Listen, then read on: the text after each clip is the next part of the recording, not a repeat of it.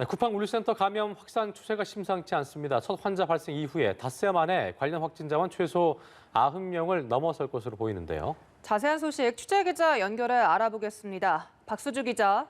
네, 쿠팡 물류센터 감염 사태가 점점 확산하는 모양새입니다. 어제 오전 11시 기준으로 당국이 발표한 경기도 부천 물류센터 관련 확진자는 82명이었는데요.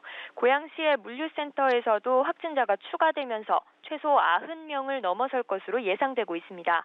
고양 물류센터 확진자는 인천 계양구에 사는 사무직 직원 28살 A씨인데요. 앞서 확진 판정을 받은 부천센터 근무자와 함께 지난 23일 부평의 한 PC방을 찾았다가 감염된 것으로 추정되고 있습니다. A씨와 같은 사무실에서 근무하는 직원은 15명 정도로 알려졌지만 고양센터 전체 직원은 500명이 넘어 확산 우려가 커지고 있습니다. 쿠팡 측은 고양센터를 폐쇄하고 방역당국은 어제 오후부터 직원과 협력업체 직원 700여 명을 대상으로 전수검사에 들어갔습니다. 밤사이 추가된 확진자 수는 오늘 오전 방역당국이 발표할 예정입니다.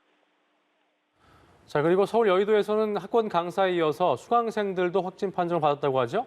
네, 그렇습니다. 어젯밤 확진 판정을 받은 여의도 학원 강사의 수강생인 중학생 2명도 잇따라 양성 판정을 받았습니다. 이 학생들은 모두 여의동 주민으로 지난 26일 저녁 8시부터 2시간 동안 해당 학원에 있었습니다. 이 중 한 학생은 그 다음 날 저녁 이 학원과 같은 건물에 있는 다른 학원에서도 수업을 들은 것으로 조사됐습니다.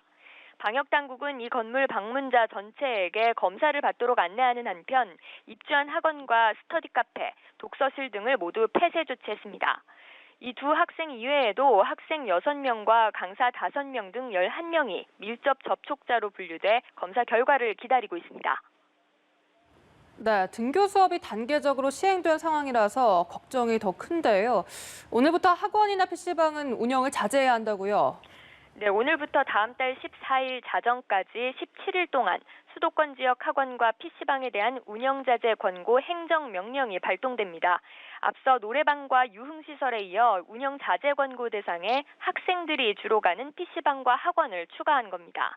하지만 초중고 등교 수업 일정은 예정대로 진행합니다. 방역당국은 수도권 내 감염 확산을 조기에 차단하지 못하면 지역사회 감염이 학교로 연결될 수 있다고 경고했습니다. 그러면서 수도권 주민들은 특히 불가피한 경우를 제외하고 각종 모임을 자제해달라고 당부했는데요. 당국은 이 기간 동안 방역 성과를 거두지 못하면 사회적 거리 두기를 다시 시행하는 것을 검토할 계획으로 알려졌습니다.